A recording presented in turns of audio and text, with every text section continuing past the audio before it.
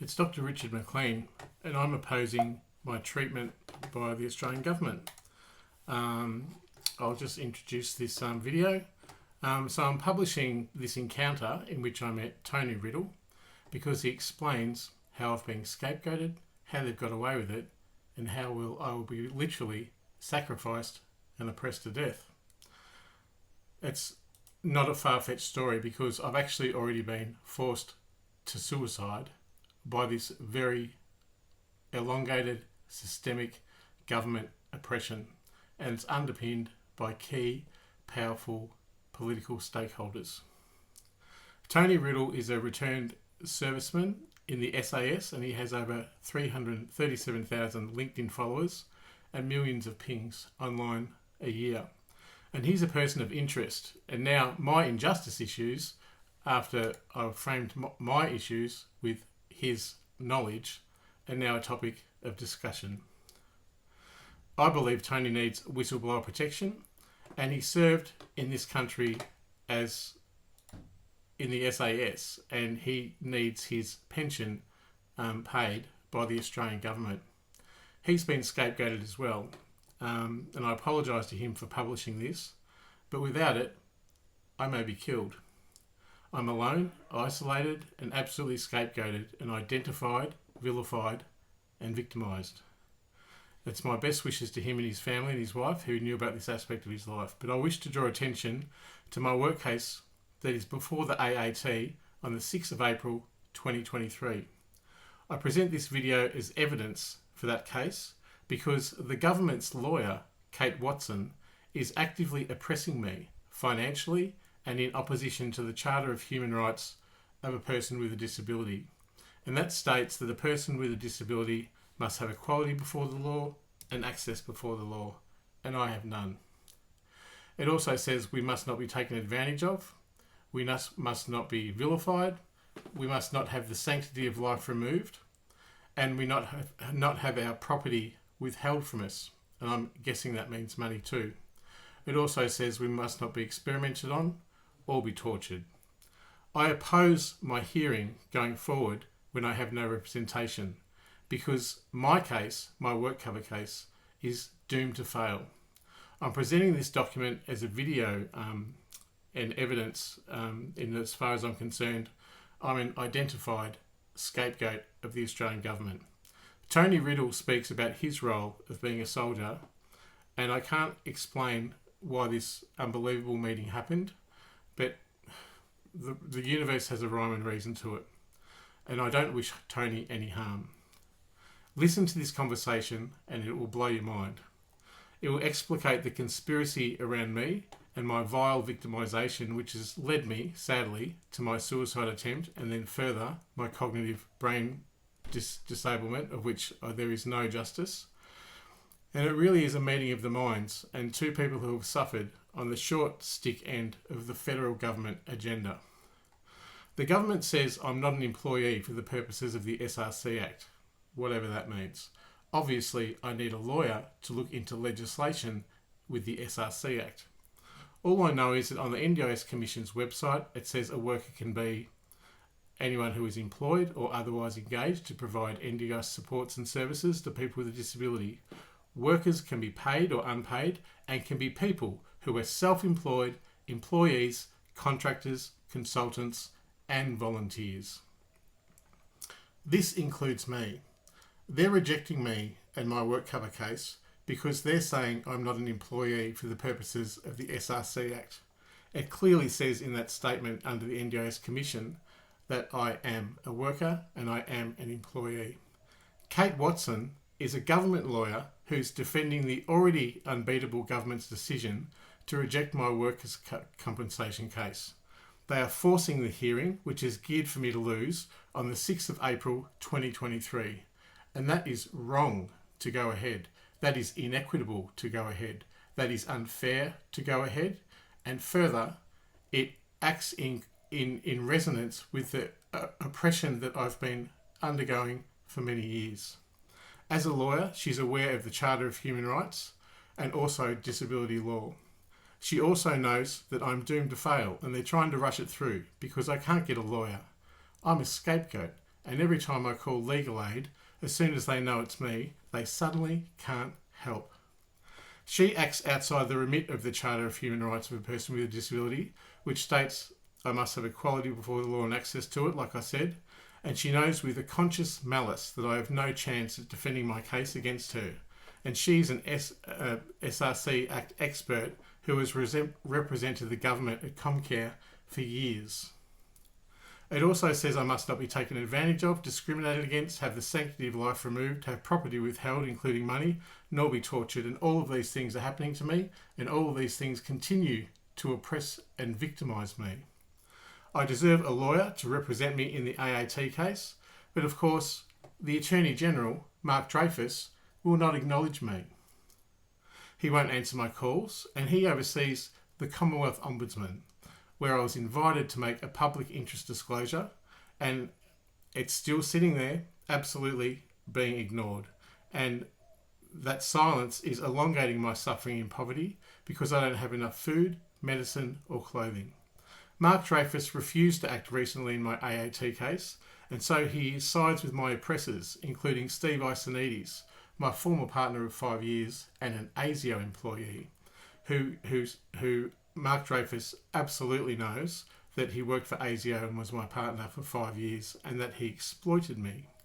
My public interest disclosure exposes government corruption to the highest levels, and I've published it, and I invite you to have a look. The Attorney General's office is rejecting my calls, and I've published that. I was opposing my victimisation and my catastrophic character assassination. This video, in which we have a bit of fun time with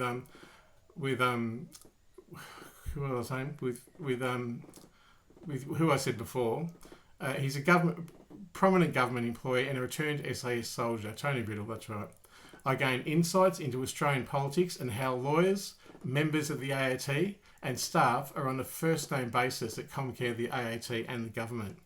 He's one of only 3 people with a counter-terrorism security clearance of his level in this country, and he probably should have seen me coming. I recorded it because I thought I was at risk because of what we were doing and because I didn't know him, and the recording kept going. So he's a person of interest, and now that his story's on the public domain, it draws into sharp focus my own story of oppression and victimisation, a victimisation which actually killed me. I was revived from what was deemed a fatal incident inside Werribee Mercy Hospital, and there's no recourse. He validates how the federal government identifies individuals and scapegoats them and literally sacrifices them. That's right, to death. You see, if I killed myself right now or today, we could blame mental illness and drugs. It's the perfect crime, and they know it. They won't kill you, but they'll do everything to make sure that happens.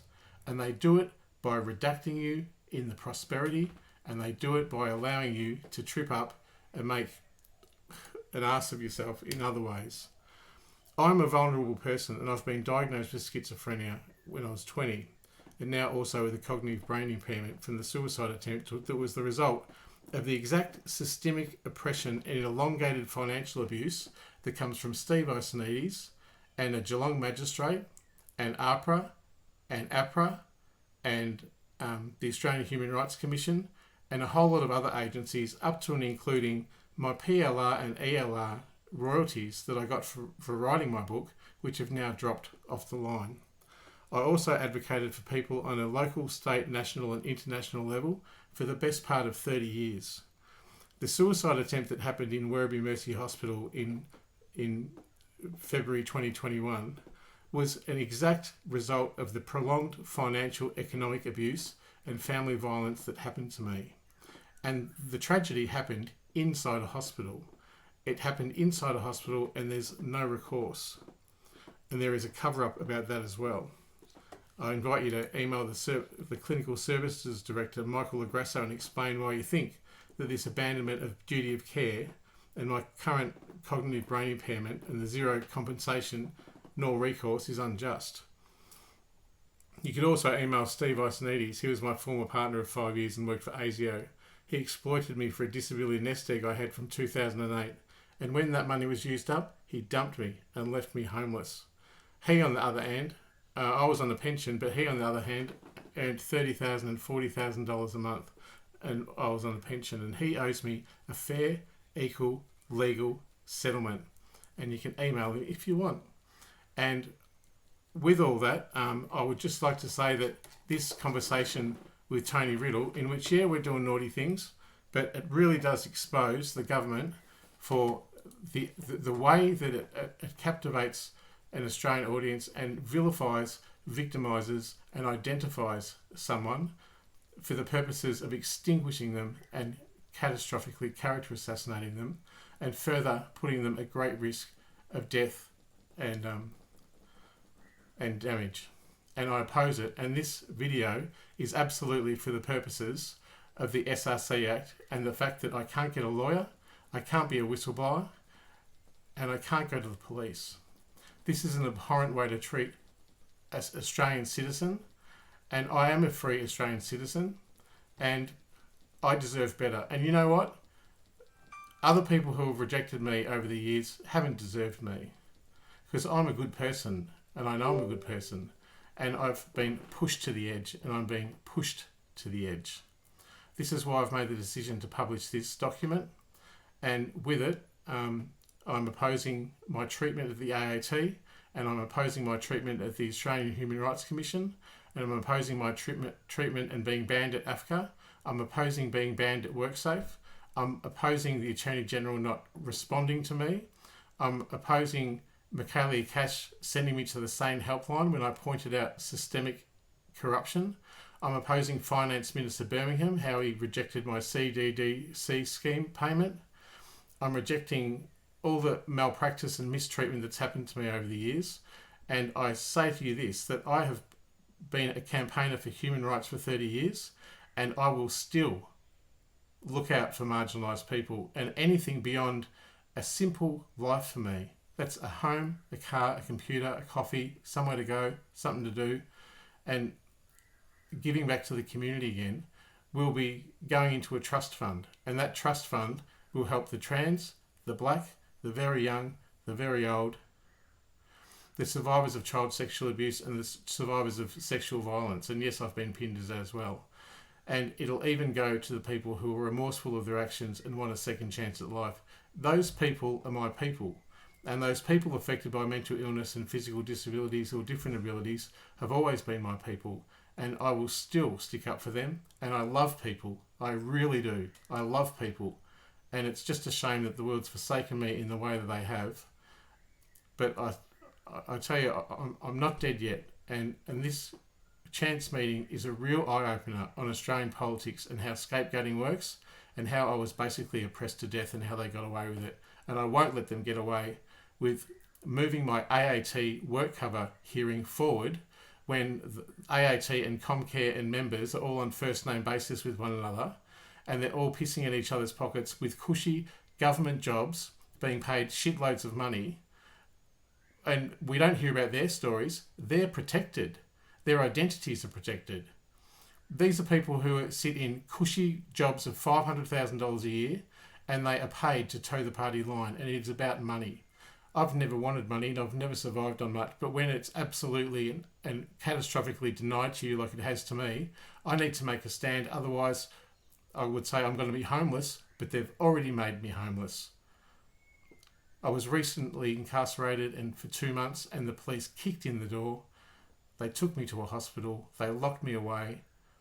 And while I was in there, the hospital and the police oversaw the destruction of every single thing that I own, and it was taken to the tip. And then the hospital rejected me to a homeless shelter. I don't think you can really understand the world of a scapegoat until you realise that the enemy are the people who are supposed to be looking after you. And this video goes some way to describe in explicit detail why you shouldn't trust the government, and why conceited, politically powerful people in positions of privilege are the real cowards. And you know who's the champion? You know who's the real brave one? It's fucking me. And I'm going to stick up for you, and I'm going to stick up for all you people, because I'm not dead yet, and I'm still advocating for my rights. Cheers.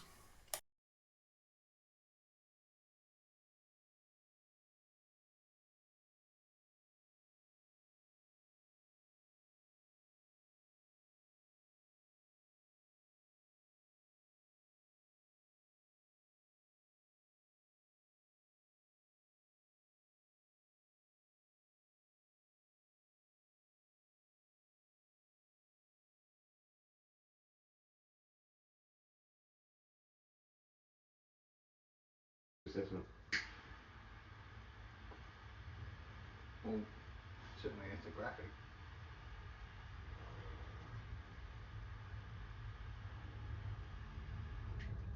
Could be pretty electric sex. Ears open. Particularly when you look at the existential nature of some of those elements. Well, they're all by Existential risk is poorly understood yeah. Well, usually and people. routinely fabricated under that title. Pardon? And routinely fabricated. I'm doing existential risk, and you go, just because you wrote it in the paper doesn't mean you know what you're doing. I don't know what I'm doing. I'm just me, you know. Most. Can you tell me more about the sheep and wolves again? Because every single person in the world has forsaken me. Yeah. So, and how did they do that? I'm a sheepdog as well. How did they get my own parents to get an intervention order on me? Like, they made it so that I would attack my friends by not supporting me, and now I don't know how much they know, how much they're informed, but it's very. So it's almost like. How did you come across DARPA? I stumbled across it on LinkedIn. Did you find CARVA with it? No, I didn't. So CARVA's criticality, accessibility, recuperability, vulnerability, emergency response, and something else. Another CIA. So what you've described there is the professional and academia approach of decrediting bad apples instead of bad barrel makers and bad barrels. Why did they do it? Ad hominem. They're targeting the individual because they can't disgrace. They don't want to disgrace the entity. They target you. You're a sacrificial dovetail. I am fucking sacrificial. You have no idea how much. That's how it works. I was a soldier. You don't pick the wars you go to fight. They just fucking send you. That's fucked. I mean, I've always said from a very young age. Well, why would you kill someone? Like, I just couldn't get my head around it. That someone would take an order from someone else to kill them, and well, I'm not having a go. I'm just like, for me, that was a thing that I couldn't get my head around. So I'm like, I would never go to war. And they'd replicate that in the Milgram experiments that demonstrate why people would behave like the Nazis. Have you read the full Milgram? No. It's made up. It's another one of these weird experiments, Western educated, industrialised, religious democracies. Yeah. And so they got a bunch of Harvard uni students to bully each other. That's not a representation of, that's naive empiricism and naive scale. You're so clever, aren't you? What's your IQ? Oh, I don't know. Yeah. And how do you see the negative side to intelligence? You just said you're a black sheep or whatever, you're a victim of fall, like me.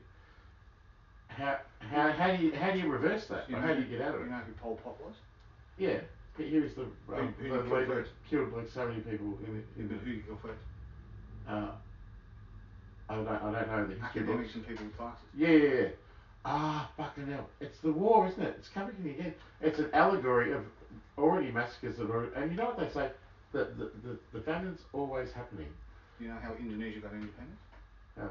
The Dutch educated them, gave them Dutch education, same as Gandhi. As soon as they got it, they overturned the colonial power. Knowledge disrupts empire. I have so much knowledge. The Catholic Church suppressed science for 400 years. Yeah. Because they didn't want them talking about other stuff. Oh my god, this is the most interesting conversation I think I've ever had. And then someone who understands exactly where I'm coming from.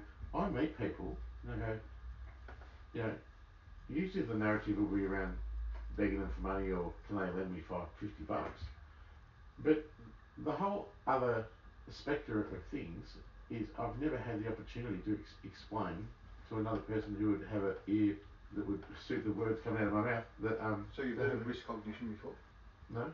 Risk cognition is your ability to foresee and perceive risk. You know how many Eskimos have 15 or 100 words for ice because that's their environment. Russians see the colour red differently. So you and I don't see things the same way because our visual acuity is different, our hearing is different, we've got cultural and social divides. Risk perception is not a universal title, it's not universally applied. You know how many risk perception articles and bullshit quasi-science research papers there are? Mine's quasi-science. But it actually, Technically, none of us can write pure science because yeah, the English language is still made up. yeah. So I wonder if you would, can I just check in my grinder if my grinder or scruff a few words sent to me, because I'm very suspicious. No one's ever had to actually acknowledge. That's why I try not to use grinders as a Chinese manipulator. Oh, right. Well, you know what? Every time I get on Grindr, I'll talk to someone. Next thing you know, I'll go, "This is awesome. I love this present." Bloop, goes. Yeah. Someone's watching. I swear, someone's fucking watching me. Yeah, I've been targeted by the intelligence services before as well, particularly overseas. When you're trying to get your dick sucked overseas, they manipulate all the time. Are you fucking joking me? I have to warn you. You might be under investigation in this room. I have to warn you, I brought the investigation here because Oh. I am a known individual. Oh. Hang on. You brought it here to my house. Oh, you brought it here. This is the nexus of both of us being looked at.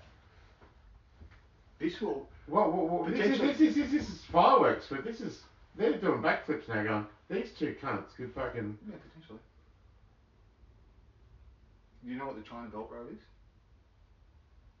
Why do you keep asking me questions as if to titillate with me with ideas that I'd be interested in?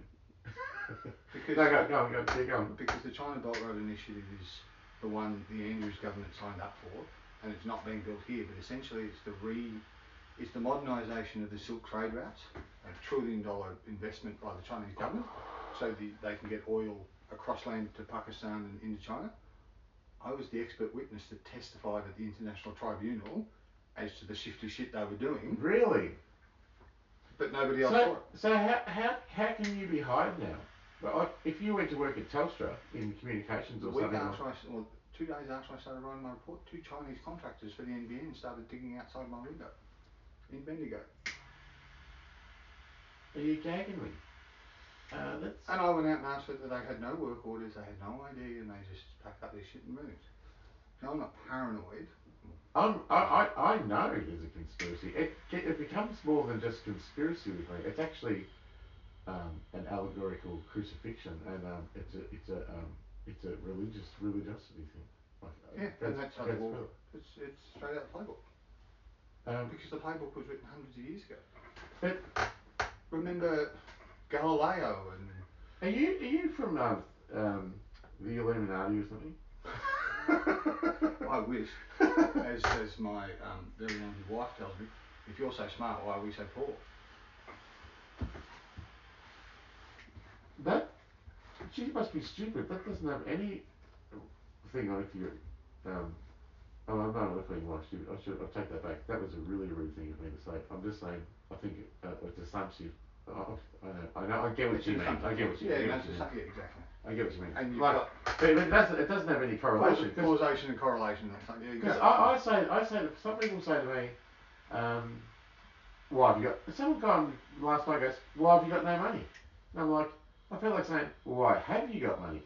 You know, and every single friend that I have has told me to move on, and it's my fault, and I'm a bad person. If I made them lose their job, they'd be angry. But they're all in their conceited privilege with positions they've either made or they're in a company or they're in government, and they're hating on me, going, "You lost your job, you should move on." When in fact, the position of privilege from them to me is just hugely profound. Like, my job was taken, my this was taken. I've had everything taken, and you know, I've walked the path of a fucking saint, and literally been used, abused, exploited, and crucified for it. So I've run a shadow campaign against the NDIS for the last year. I wrote 164 FOIs, and I will submit it as part of the new NDIS inquiry, and I deconstructed the FOI process in government over the last 10 years, and they are fabricating information. Absolutely they are. And I can demonstrate the algorithmic flaws that they use.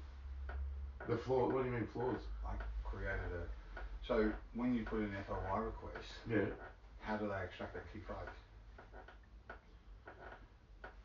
Scientometrics, which we were talking about. You've got some moron on a base grade buddy pay scale, overinflated by it's so cold. It's like it takes the soul away from everything. And so, like your experience, I wrote a scientific paper and developed an algorithmic process to demonstrate that the airlines manufacture their risk ratings. They're false. They're vicarious liability abounds, and harness all of the research papers that pandemics and vector-borne pathogens spread across the east coast of Australia due to the airlines. How popular do you think that made me? Oh, of course. I lost millions. You lost what? I lost millions. Millions? Yeah. Oh, did you have millions at one point? Yeah, I had a company I ran. Oh, you have been destroyed, haven't you? How did they get you on meth? I was fucking a hot guy that introduced me to it. He said this will be even better when you fuck me. Oh, right. Well, that fucking sounds alright to me. Yeah, and you're like, bring it on, this is fucking top. Yeah, so I've only been bi in the last few years. Oh, right. And I've only used meth in the last few years. And I only use it when I fuck. Yeah. And, so have you got kids and stuff, or you family man? Yeah, no, that's right. And your wife's not happy about it, but, you know, Yeah. it's not in my zone, you know. That's in the zone that overlaps that side and the fun side, which is this side. It's all this. Yeah, so no, and see the problem is this narrative or story. Are you late to? Can I just interject? Are you late to get home to be with her, or what? She's not expecting you. And are you in a rush? Like, put a time signature on this for me. Oh. You can just hang out. Yeah. Okay. Cool. Yeah. Cool. Yeah. No, I can hang out. What was your previous question? I can't remember now. No. How many? Oh, that's right. How did you get onto meth and you said you're fucking on the phone? Yeah, I had, so I was living in Singapore. Yeah. And I met and he was an intelligence agent because they were targeting me. He was a cross-dresser and I was trying to fuck hot Asian chicks. Couldn't find any. And so he was dressed up. They know what you're into, don't they? Yeah, I think, they profile you. It's as much as Google. How do they profile you? Psychometrics. What's psychometrics? Psychometrics is the persona you create through your involvement with the internet. You're a dog lover, you're an academic, you've got. I have no forward thinking when it comes to presenting myself, you know. And I'm just absolutely a sitting duck. Yeah. Well, but unfortunately, so is everyone else. The recent critical infrastructure bill mandates that all of the infrastructure, telco and everything have a certain plan and resilience process in place. It also highlights you've got to declare all foreign ownership. Who owns Optus? Singtel. Most of our critical infrastructure is not owned. Oh, really? It negates all of it. Who's at the top? For what? Well, you know, Albanese's at the top of the country, but who's really at the top? Like, Trump was a good front for a political country that's saturated in media and right-wing narratives. Pharmaceuticals resource, the robber barons that made all the money from. Are they sitting there somewhere right now in a huge $1 million in Switzerland right now going, oh, look at Albanese. I ran the crisis simulations for Pfizer and their pandemic preparedness, and all their doctors and scientists were panicked, and I said, don't forget you make pharmaceuticals, find something to sell, don't focus on the risk. Man, do I fucking regret that statement. What did you say? You said create a vaccine and sell it, even though it doesn't work. That's what they did. So are you saying you're behind? Hang on, say again. Say it in simple English. So Pfizer, during a crisis, yeah, were focused on the disasters in front of them, as opposed to identifying the opportunity. The opportunity is to make a product that saves the disaster. That's what they did. Oh, right. So with COVID? Yeah. Oh, right. So when did you say this statement?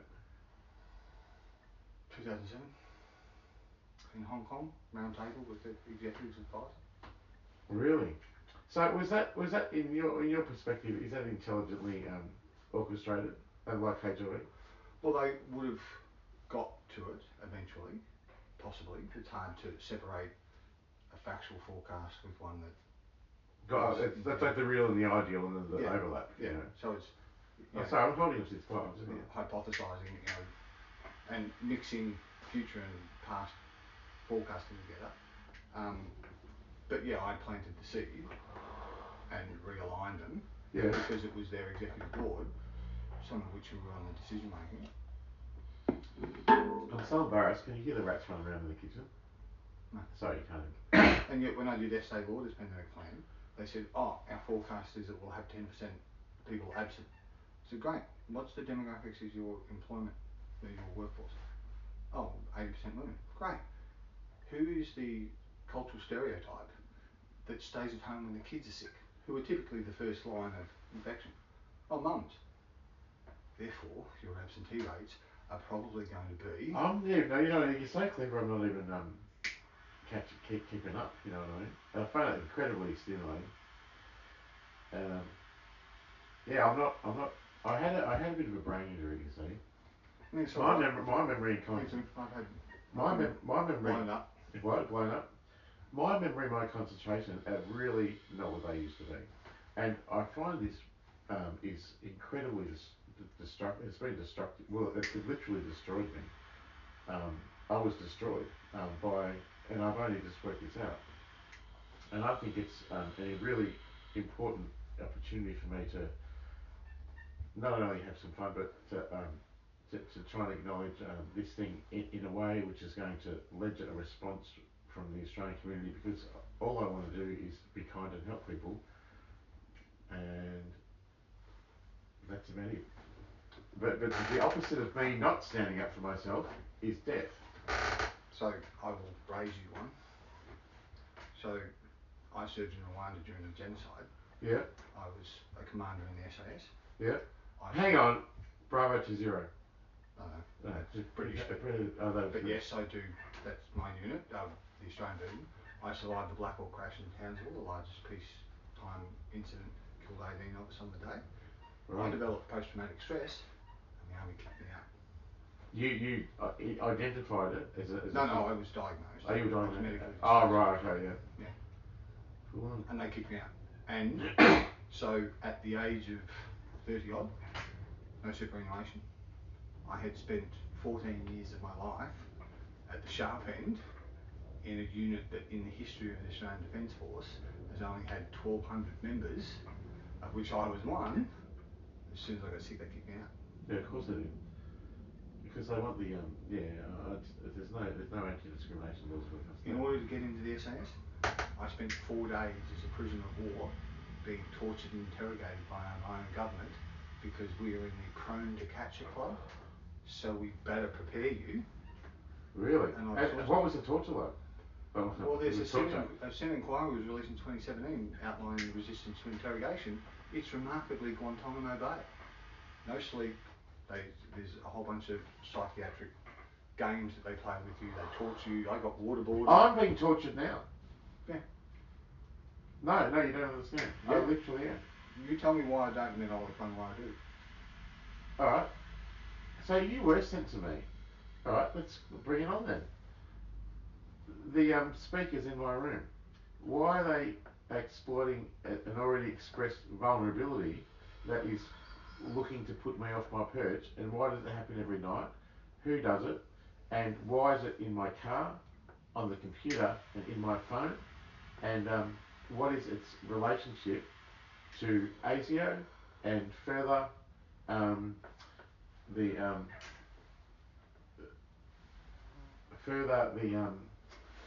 there's another element to that, I can't remember what it is, but just go on that. But you're part of the data harvesting, the data greed that's crept into the government systems. Increasingly, the government can't surveil their own people because we live in a fragmented community. They don't go to church, they don't go to town halls. They need to collect from people's homes. The other place they do it is the medical services. It's been the only place they've been able to harvest data from organisations and individuals outside of the census for the last 10 years. So you didn't answer the question. Why? How am I going to stop this torture, and how do I confront an enemy when I can't identify a person who it is. And when I go to sleep at night, hi, they're in my room and they're Remembering that it has a mental effect and there is other. I know what you're saying, and there is one thing that's true. I'm crazy, and I actually hear things, and I have before. The other thing is, it doesn't mean that these things aren't happening. So 3 pilots were shot down in the Gulf War, Bravo 20, male and 2 females. The male had his teeth knocked out through electrocution, beaten up, tortured, mentally fine at the end of the war. Female, another first and female pilot, was raped non-stop the whole time she was in captivity. In the war, relatively mentally healthy. The final female pilot, didn't touch her. She lives in fear of rape every minute and every hour, and she's still fucked up. Because they created the environment to let the mind do the rest of the work. Oh, That's what they're doing with you. They isolate you, they create self-doubt, they remove all your resources. It's the playbook. so tell me who you work for again, and why you're in my room. And where are the speakers? Can you point them out? Can you point to them? Point out what? Point to the speakers where the sound comes from. I have no idea. You don't know? Can you?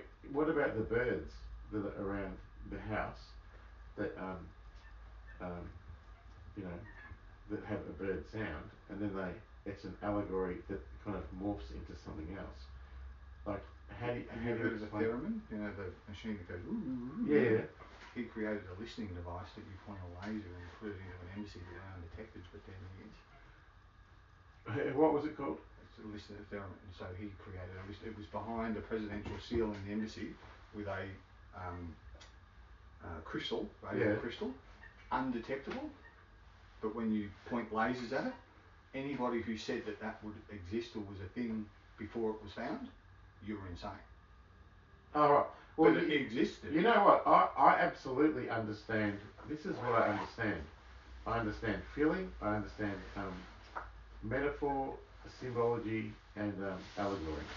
Oh yeah, get comfortable. Semiotic. Keep Semiotic. Pardon? Semiotic.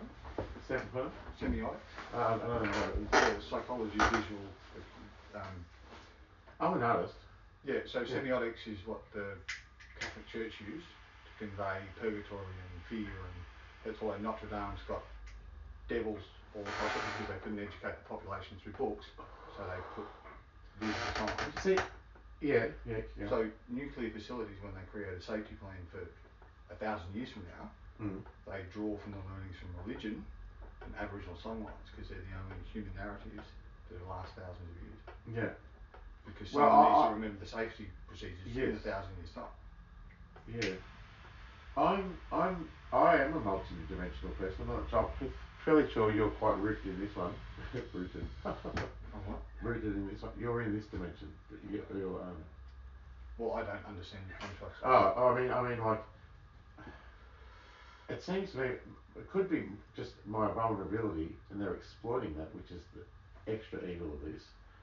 But you know, for a person who hears voices and then to put voices in their room and set them up. So you're saying like autism, they understand on a different spectrum and they're often savants. Well, yeah. So that's what I was saying about the allegory metaphor. Yeah. When I did a thing on intelligence years ago, I scored very high on metaphors and symbols and analogies, and very low on maths. But I could visualise and feel maths, but I didn't know anything about numbers. So in that way, I scored about 30 on math. But for analogies and symbols, I got like 99. So I'm living a The Army gives you that test when you join. Pardon? The Army gives you that test when you join. So they want to make sure that people with spatial learning end up as mechanics and work with their hands, and the people who are nerds and can't figure out how to navigate in a straight line don't lead troops. Yeah. Well, I did that on my own, and I think they identified me from very early on, and it appeared first as homophobia, and then there was a natural shame and blame and all that kind of stuff in that, and then that was isolating. And then, you know, the whole. I don't know when the conscious act came in to target me. I actually do. I know later in life when it did, but I don't know how early. And I don't know from which dimension and from which entities, if they were human beings or not. Well, someone would have made a threat forecast. Pardon? Someone's made a threat forecast. You would have ended up on someone's radar. So I know when I was born, like I was look with the human earth monkey life, I was absolutely on the Human earth radar. monkey life. I know you're on it. Well, with human earth monkey, there was a we were intercepted by, I don't want to go too far into this, but um, for want of a better word, UFOs. Let's just say the word UFOs. And they don't care that they kill people because I've seen it happen. My best friend was a very beautiful and powerful person, and they destroyed him. And I stood by his side for his whole life, and they used everything they could. It was almost interdimensional, and he ended up just a shell of a man, drinking a cask of green a day. Have you read Nicholas Talbot's book, Black Point? No. Sounds like you. Well, you know what? He had a toxic family, so this is like my family. His sister was in education in university. He'd never passed year 8, and his brother was a cop, and his mother was a paranoid schizophrenic later in life, and his dad was a fucking cunt. He used to poison cats who would come into his yards to get his birds. I'm like, when I was a little kid, we used to go around there and I'd catch him putting the poison into the dove's cage. You know, that kind of stuff that fucks you up, and you just go, Sociopath shit. So sociopath, absolute fucking sociopath. Sociopath, it actually was. And I'm like, what the fuck, you know? And that's, no one knew this. No one understands it. No one called it out for what it was. And even after he was dead, I said to his sister, I'm in a fucked situation. In the memory of Wes, will you help me? She goes, he's fucking dead. Why would you even bother? And I'm like, the fucking coldness of it comes out, you know, of toxic family scapegoating, when they consciously identify one person and demonise them collectively through their whole fucking lives. And to that effect, it's a it's a it's a system which is either innate or it's just a fact of life that scapegoats exist. But it destroys the person. But you know, with the opposite side of the story is that scapegoat has the fucking most amazing view of humanity. You know. And apologies if I'm throwing too many of these. No, don't be too full on me because I can't concentrate. Dave Grossman's book talks about unkilling and psychology of killers. 95% of the population are not natural born killers. Less than 5% are, and they typically are concentrated in prisons and special forces. Prisons and special forces. And the sociopaths become politicians. But the rest of that is the evidence of campaigns and wars. At the Battle of Gettysburg, they found 13,000 weapons that had been reloaded several times because the methodology to engage the enemy was kneel, command to fire, reload.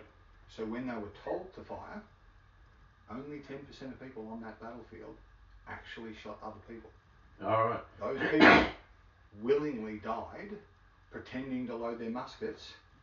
Where was that in Battle of Gettysburg. Where's that? The US independence. Oh, right, okay, yeah. And so during when the First World War, humans were trained to shoot for World War One by shooting at wooden discs. When I was in Special Forces, we shot each other. We shot at humans to desensitise, to make you faster and more effective. I'm not shooting for would you say you're an empath or a sociopath? No, I'm an empath because the sociopaths are the ones that have been charged with war crimes with Ben Robert Smith. With what? With Ben Robert Smith and the Victoria Cross winner. Was that what I saw on the news, that the famous SAS guy and someone ragged him? Because you don't know until you're in the SAS that there are empaths and sociopaths. Oh, right. Yeah. And because I was a commander, my job was to stop my troops murdering fucking civilians. Oh no. What was that sound thing you were talking about before that changes the sound into something else? Pheromone. Yeah, what is it? So it's a crystal. Yeah, what so is the it? crystal, when you point a laser at it, so essentially it's a circuit switch. If you have a positive, an input and an output, you can turn an inert object into a listening device that nobody knows is in the room. And that was in the 60s. What do you know of this? That say a bird's squawking and it goes bah, bah, bah, like that, and they know you've got a vulnerability for some particular thing, and so they identify the bird, change the sound to something that sounds like if you were like papadum. It changes the narrative of outside sounds to sound phonetically like something similar that they've created a neuroses in you in already, and they even amplify it from outside. Have you accounted for pareidolia? Pardon me? Have you accounted for pareidolia? Oh, what's that? The human mind's natural pattern sensing. No, I haven't. Oh, no, I haven't. So when you look at clouds, you see the Queen's face. Yeah. After she's been buried. The human mind is designed for survival, not. Oh, how interesting you are! Yeah, not perceiving reality. And so that's why when you look at PowerPoints, you see faces. Yeah. Because you've been I see people. I see. I live in an allegorical world. Like if I go to a shopping centre, the combination of lights and mirrors and people and shop front and everything flashy, I feel like I'm in a cubist painting. I can't even exist in You know there. what you've just described? What? Soldiers post-traumatic stress. You're hypervigilant. I absolutely am hypervigilant. Have you looked at this very basic batshit life that I live? Or apart from that? I don't know whether you saw the Bourne movies. In the early one, we said, I know the guy sitting at the bar weighs 220 pounds and he can handle himself. There's a shotgun behind the counter, and at this altitude I can run for 15 you know what? minutes. I haven't trusted my intuition enough because. But you're making all of those calculations. That's what pareidolia and that's what hypervigilance does. Well, there is no. I wonder if you do know who I am. Do you? You know? Of course, my heart's somewhere on. What's your surname? Well, I don't know your name. What is your name? Do you know what I'm telling you? Your first name? My name's Tony Ridley. What? My name's Tony Ridley. Tony Ridley. It's familiar. Are you impressed that I don't know? No, I'm happy actually. Oh, good. Yeah. That's good. Because I'm not a sociopath or a narcissist. Yeah. Well, who is the dude you banged today? Let's get off the topic for a minute. Let's in Perth, serious. Perth, the joke is there are 5,000 people that claim to be in the SAS and 500 that deny it. How's that? Oh, what, in Perth? In Perth, where the barracks SAS is based, there are 5,000 people that claim to be in the SAS and 500 people that deny it. And they're the operators. Oh, right. You don't want to be detected, you don't want to be known. Well, I'm actually a bit of an oxymoron like that because I'm thinking about shit basic life here. I don't even listen to music. I can't have too much stimulation. But I express a lot, and I've got online websites, and I do a YouTube channel and that stuff. Highest concentration of Vietnam vets is in the bush in Northern Territory. Pardon, say again? The highest concentration of Vietnam vets is in the bush in Northern Territory. Really? Because they removed themselves from the stimulus of the environment. They just want to get back to nature. Everything else is too much. Well, I'm not a Vietnam vet, but I've been to war because I've been exploited in a very conscious and public way, and most people are stupid. They don't even know what's going on. I didn't know what's going on, but I was the powerful one. And now everyone's convinced of the narrative that I said, and then used my very vulnerable and courageous writings as a young man as a blueprint to exploit me later on. Because you know the just world theory doesn't hold water and they all believe it. How so? You know the just world theory. Just world theory is where populations, communities and society believe that the government in their best interests and they're being protected. Oh, no, that doesn't matter. Yeah, exactly. I used to You know it doesn't exist? Yeah. They all don't know. Yeah, well, how do I get out of my situation? Because I'm fucked. I'm literally fucked. My survivability in that is to understand the problem better. It's a novel problem, so you've got to dig into the problem. I need to research not try and hold on to what you think it should be. because those pictures typically not there. Risk forecasting. I was just. Oh yeah. Risk forecasting. Yeah. 90% of the algorithmics and metrics used were developed by Benedictine monks in the 1700s, rolling fucking dice. Mm. You don't calculate the complex risk of telecommunications and societal variances across borders and supply chain by rolling 3 fucking dice. And that's the foundation of 90% of the algorithms. Mm. Wow. So I'm getting off track again. But the dummies you're too clever for me. But the I dummies can't that keep do the 3-day course don't know because they're a fucking barista. I thought about this today about when I did the niece course back in 1990 whatever it was. The guy who was standing up. I was thinking about this today when I was going to school, and I'm like, the guy who was standing up really got his time to shine. Like he loved being up front of that class, and he was right up there.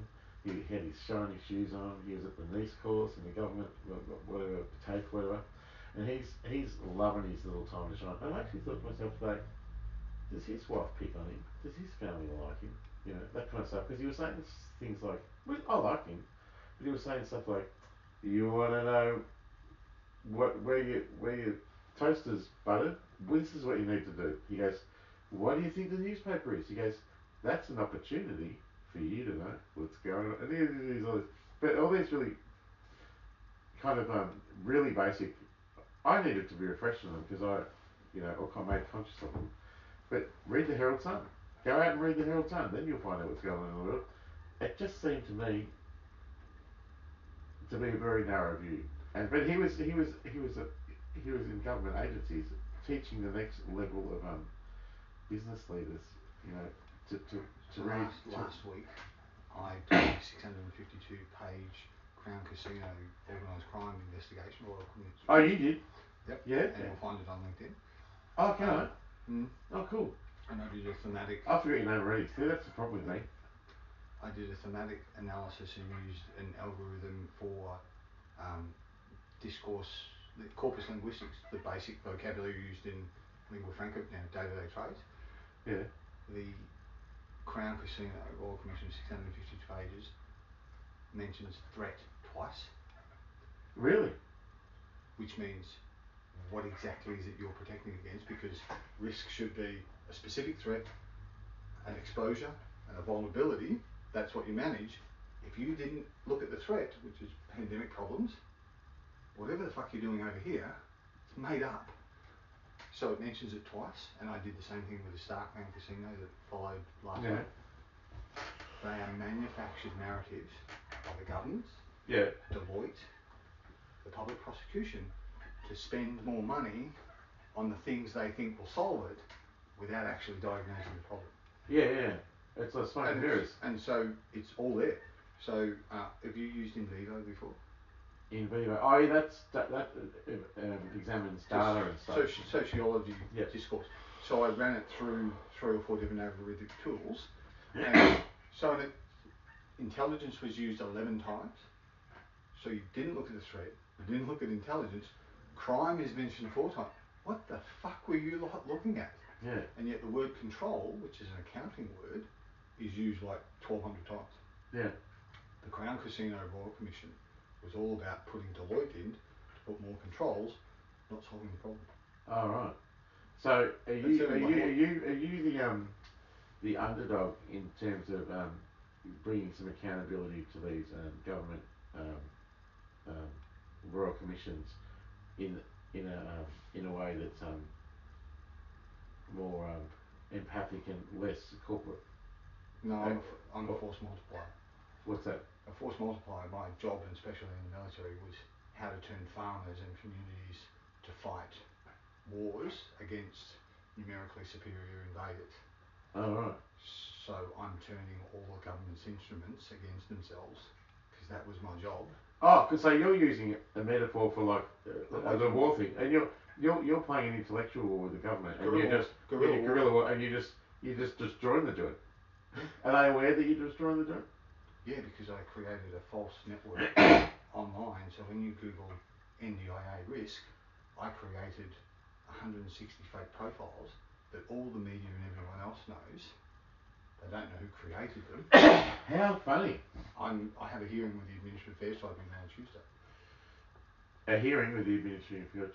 Do you know a chick called Kate Watson? She's from Canberra. Off the top of my head. Not off the top of your head. Spook. Lawyer. What about member Pennell? I tend not to follow Oh, that's right. politicians. Yeah.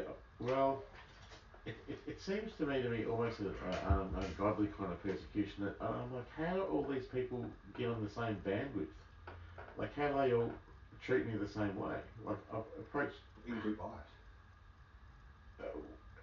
It's prejudice. It's prejudice and stigma. Like, once you're down and out, you know what? Human beings are really fucked creatures. They're fatally flawed, and they are innately prejudiced. And this is I found in my experience to be a brutal thing. I just want to say this. Well, let me speak first. So I just want to say that if there was a tribe of if we were studying monkeys, and one monkey was the king, and the monkey held all the bananas until all of the other monkeys started dying, and he just like was so full he couldn't eat any more, but he still held on to the bananas. We would look at that monkey and go, how fucking interesting, let's study it, right? Because humans would be interested, why the fuck has this monkey done that? But in human lives, in the human monkeys that we are, when someone's got billions of dollars, like Elon Musk, we put them on the cover of Forbes magazine. Called the halo effect. What's that called? Halo effect. What's that? First developed in the Second World War when officers would interview a soldier and they were dressed well, they looked athletic, they assumed everything in all manner of life was successful, but there was never any evidence, and more often than not, they were fucking things up, but because they were a football star, they were a rich kid or whatever, nobody bothered to look, and that's what happens with companies. It's because they put it on a pedestal for whatever reason. It's Elon Musk, no one ever looks at the evidence. Yeah. Well, who designs that? It's usually so, like... Is it an innate thing that just heroes aren't born, they're made? No, risk is socially constructed. So it's not like natural science, it's not a rock in the ground. Risk of smoking is socially constructed by the people in power, the people who are affected, and the means in which it's used to either prioritise and control. It doesn't exist by itself. So therefore... This is the most interesting conversation we've ever had. So it doesn't become a risk until we all agree that it's a risk. So when cars were first made, they had no seatbelts.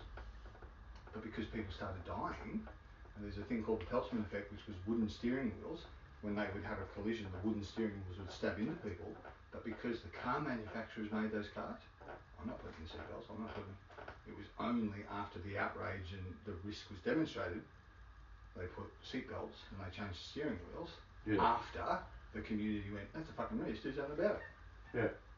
So what's your biggest threat? And what's been yours? What's been your undoing? It's knowing too much. Yeah, this is what I was saying about intelligence before. Like, so are you surviving? Explain the narrative around that you've been fucked over kind of thing. Like, I have horrendous nightmares from my service. Of course, yeah. But I keep myself busy. I research the problem because that's what I was trying to do. So you know what? That's a saving grace, and your intelligence saves you in that regard because you fill up the space that would needlessly be used up with distress, but you're filling it up with the active nature of looking into it. What most people don't realise about special forces and those sorts of units is that you are selected and trained to be a savant, and that is to pick up a subject, weaponise it, make it lethal in 6 to 8 weeks, and do it all day, every day. So I'm an expert in explosives, in the destruction of airfields, right, 50 odd specialist courses. And I have a master's degree, and I speak Indonesian, and I'm doing a doctorate. Yeah. Wow. Most people how fantastic. And what's the biggest existential risk to Australia right now? Apart from me. The planet.